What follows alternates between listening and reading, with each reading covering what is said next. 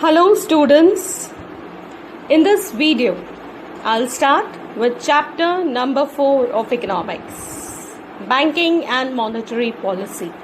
It means the chapter is basically divided into two parts. The very first one is banking, the other one is the monetary policy. So we first start with the introduction, obviously. So bank, not at all a new word for all of us. We all are aware with this word. Now, bank, yes, many different activities are undertaken. For example, we deposit our savings. Even apart from savings, there are term deposits also. People open bank account due to many reasons. For example, businessman for transactions, some for receiving the LPG subsidy, some so that their salary check can be deposited in bank. Now, apart from these different reasons, there are other reasons also. For example, fees can be paid by the way of check. Even money can be withdrawn, we all know, with the help of ATM. The reason is to buy TV, fridge, vehicle, mobile, etc. Even the bank provides loan for different reasons. For example, to purchase house or to purchase a vehicle. So finally we can say that in modern times, most of our monetary transactions take place through banks. So in this chapter we will get some idea about the banks. But before that, yes, the evolution and meaning of banks. Now, in English language, the word bank means heap or mass. Simple words, heap or mass. In Sanskrit language, the word akin, the word somewhat similar to bank, is bandha, which means collection of capital or fund. Yes, accumulation of capital or fund. The word bandod is derived from bandha. The English word bank originated from the Italian word banca or from the French word banquier. Both these words meant a bench for money exchange. Both these words have the same meaning, bench for money exchange.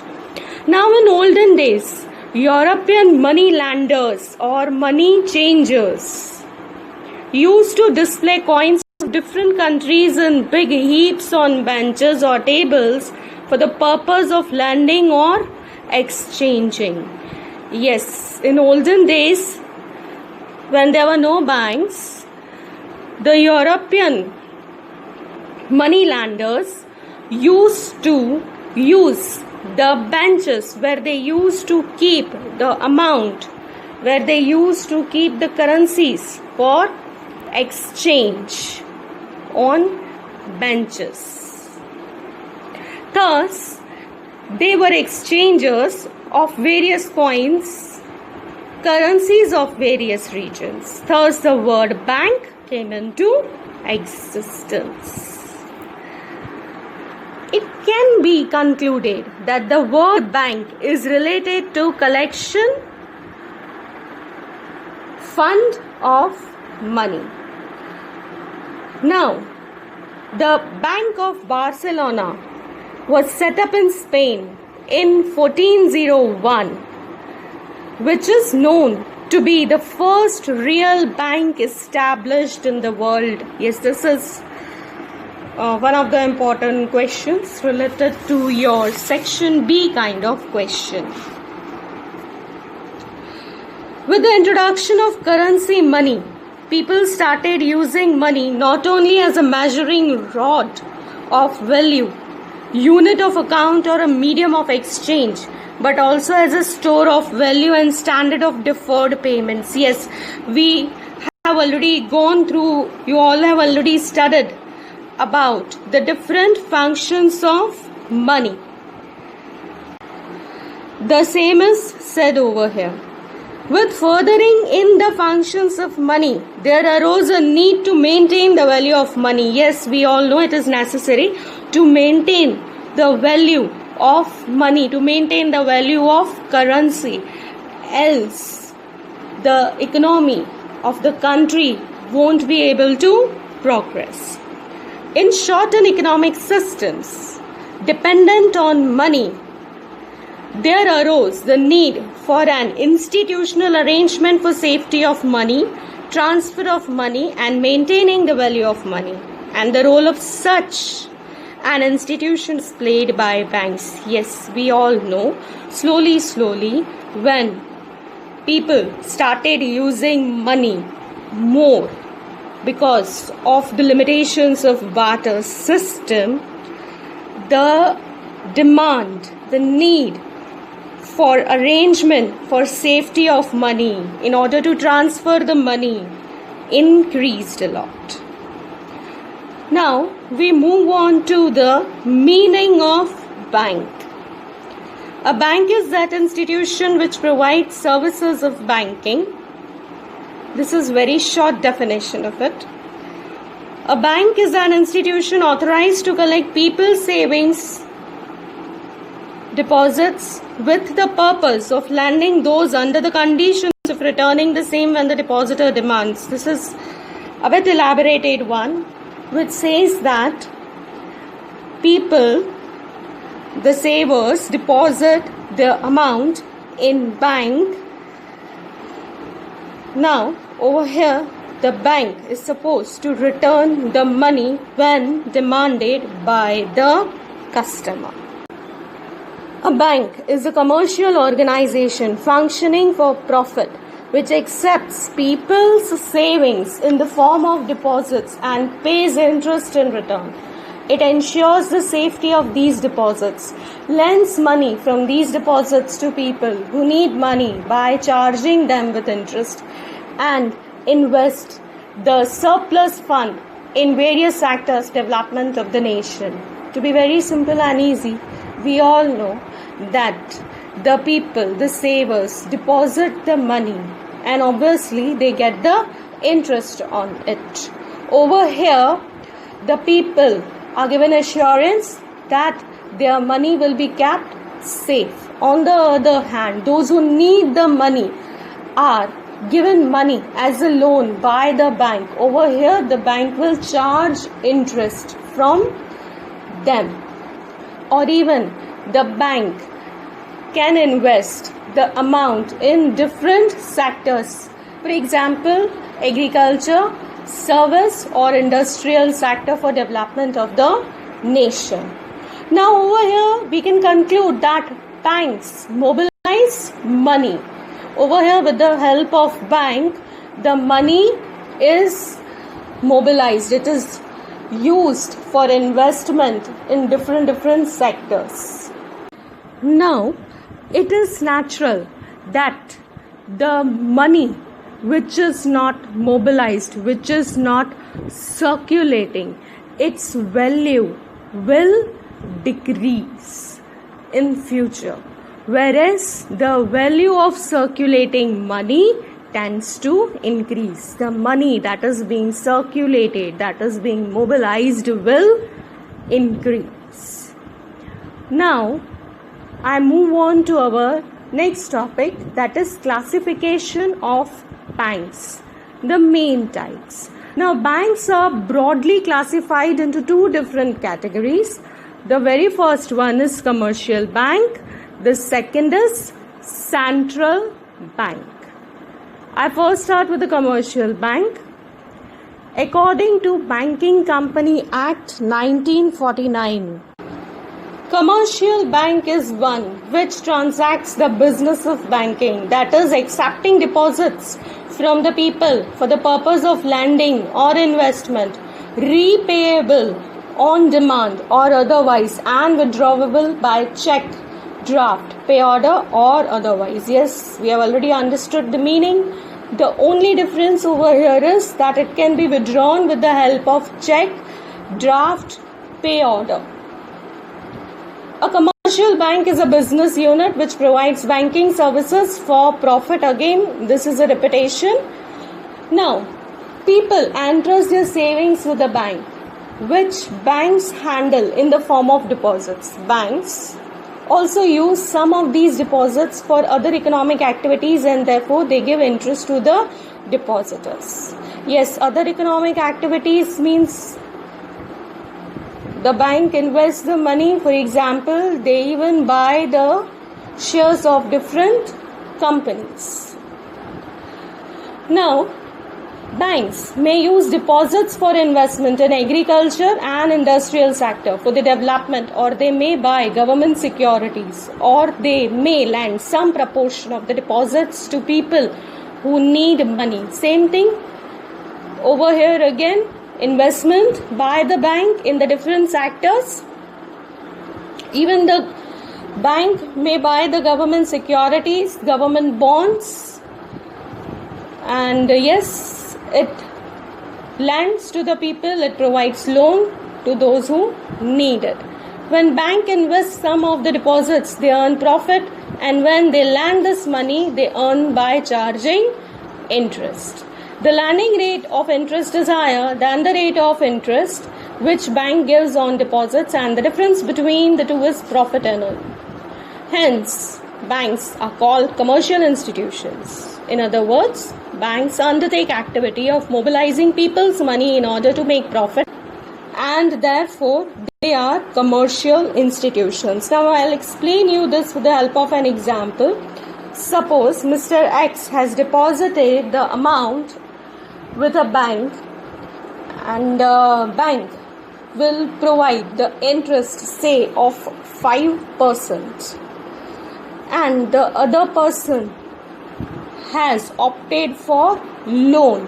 Suppose the bank is charging 7% for the loan.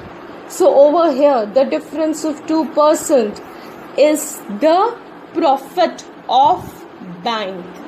So that is why it is said that bank is an institution which provides the banking services for profit. I hope I am clear with it. Now we move on to our next topic, that is functions of commercial banks. Now there are many functions performed by the bank. The first categorization over here is primary functions. In it, the very first one is accepting the deposits. Yes, we all know bank accepts the deposits from the people, from the savers. It gives the safety to the deposits of its customers. In a way, people lend their savings to bank, for which bank gives them interest. Yes, we all know whatever amount we keep in the bank will provide us with the interest on it. Now, deposits are mainly of three types. The very first one is current account deposits. A current account is opened with a bank in the name of a business, firm, or an individual. The deposits in this account are more liquid, are more fluid than the deposits in any other kind of account. Withdrawal can be made from this account any number of times during a day. It means it is limitless. The customers of this account are given a checkbook but do not get interest on current account deposits. On the contrary, certain times banks may impose some kind of service charges on this account. Yes, over here the interest is not provided by the bank, but bank may impose some kind of service charge. A customer may even obtain overdraft facility, that is OD facility, for business purpose on this account as per the rules of bank. Yes, in order to get OD, the business person is supposed to follow the rules of the bank. The next is saving account deposits. People usually deposit money for short time period, and obviously bank gives them interest. Whenever the depositor requires the amount, he can withdraw with the help of check or withdrawal slip. Now in present times, we all know that the withdrawal of money can be done with the help of debit or credit cards. Next, we move on to recurring deposits. Now, as the name itself says, over here, the deposit is to be done each and every month for some period of time. Now, this recurring account is for the people who are unable to save the bigger sum. They save and deposit small amounts. Thus, the savings will gradually, with the passage of time, will increase, and interest is paid on the accumulated money, on the collected money. Thus, these deposits are called recurring deposits. Now, by rules of some banks, if a person skips to deposit some month's money in this account, she or he may have to pay a penalty along with some loss of interest. Yes, if the person is unable to pay the amount, then the bank will charge them with penalty. Next is fixed or long-term deposits. Now over here also, from the name itself, we can easily understand the topic. Over here, the deposits are to be done for the fixed time period. The time period is chosen by the person. Now over here, the interest rate is the highest among all the types of deposits. Customers get overdraft facility on such deposits. Next, we move on to another, that is providing credit facilities. When individuals or investors or farmers or other professionals or any person requires money for personal reasons or for investment or to buy, say for example, mobile phone or to buy car, they can borrow from banks, and obviously they will have to pay the interest for it. In terms of time period, borrowing can be for short term, medium term or long term. Now, the time period is not strictly fixed and may change for different activities. However, in theoretical sense, short term is a period up to 1 year, medium term is period between 1 and 5 years, and long term is a period between 5 and 15 years. In context of purpose, credit can be for personal reasons, for agriculture activity and for business activity also. The rates of interest charged vary with the purpose. The rate of interest charged change with the reason. The next topic is payment and withdrawal facilities.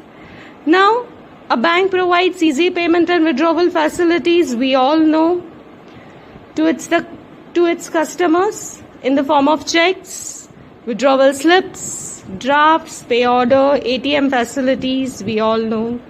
Credit and debit cards, internet banking, etc. are the different ways by which we can pay and withdraw the amount. So students, I am done with my today's e-class. I will continue with the same topic of functions in my next e-class. Thank you.